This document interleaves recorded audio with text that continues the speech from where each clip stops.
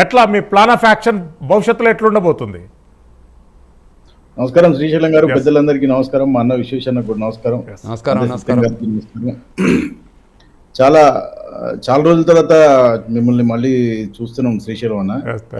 చాలా రోజులు vacation తీసుకున్నట్టున్నారు, America అటు పోయి వచ్చినట్టున్నారు ఫ్యామిలీతో. చాలా సంతోషం మళ్ళీ మిమ్మల్ని చూస్తున్నందుకు. అయితే మనం 2025 పార్లమెంట్ ఎలక్షన్ అప్పుడు సుదీర్ఘంగా మాట్లాడుతున్నాం.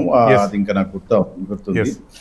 అయితే పార్లమెంట్ ఎలక్షన్స్ లో 8 పార్లమెంట్ స్థానాలు కాంగ్రెస్ పార్టీ సాధించినప్పుడు బీఆర్ఎస్ పార్టీకి తెలంగాణ ప్రజలు 10 ఏళ్లు పరిపాలించినటువంటి బీఆర్ఎస్ టు టీఆర్ఎస్, టీఆర్ఎస్ టు బీఆర్ఎస్ పార్టీకి 0 సీట్లు ఇచ్చినప్పుడు కాంగ్రెస్ పార్టీ 63 సీట్ల మెజారిటీతో గెలిచి అద్భుతంగా డిసెంబర్ 9వ తారీఖు నాడు మా నాయకుడు రేవంత్ రెడ్డి గారు ప్రమాణ స్వీకారం చేసిన తర్వాత మేము సర్పంచ్ ఎలక్షన్స్కి పోవడం జరిగింది. సర్పంచ్ ఎలక్షన్స్లో అద్భుతంగా విజయం సాధించిన తర్వాత మున్సిపాలిటీ ఎలక్షన్స్లో కూడా పోవడం జరిగింది. ఇప్పుడు మీరు కూడా చెప్పారు, సార్ కూడా అనాలిసిస్ చెప్పారు.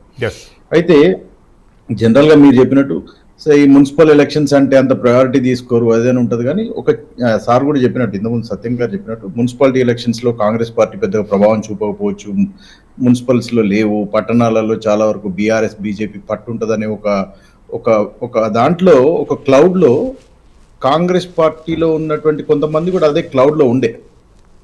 కానీ మాకు అంటే ఈ గ్రౌండ్లో పనిచేసిన మాకు, తర్వాత సివిల్ సొసైటీతోని, కొంచెం ఉద్యమకారులతోని మాకు పనిచేసినటువంటి మాకున్నటువంటి కాన్ఫిడెన్స్ ఏంటంటే మున్సిపాలిటీస్లో కూడా మనం బాగా పర్ఫామ్ చేయగలుగుతాం, రేపు జిహెచ్ఎంసీలో కూడా బాగా పర్ఫామ్ చేయగలుగుతాం అనేది మాకు ఒక నమ్మకం ఉంది.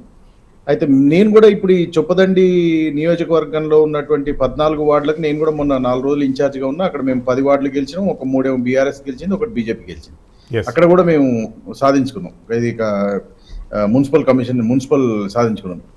అయితే ఉన్నటువంటి 116లో దగ్గర 90 కాంగ్రెస్ పార్టీ సాధించుకుంది, బీఆర్ఎస్ పార్టీ 16, బీజేపీ పార్టీ 2కే లిమిట్ అయింది. అంటే పట్టణాలలో కూడా కాంగ్రెస్ పార్టీ తన యొక్క శక్తిని నిరూపించుకుంది. కాంగ్రెస్ పార్టీ ఓటరు కాంగ్రెస్ పార్టీకి ఓటేయాలనేటువంటి ఆలోచనలో ఉన్నారు అనేది ఈ ఎలక్షన్ వల్ల రుజువైతా ఉన్నది. మేము చాలా సంతోషంగా ఉన్నాం. ప్రజలు కాంగ్రెస్ పార్టీకి ఓటేసినారు.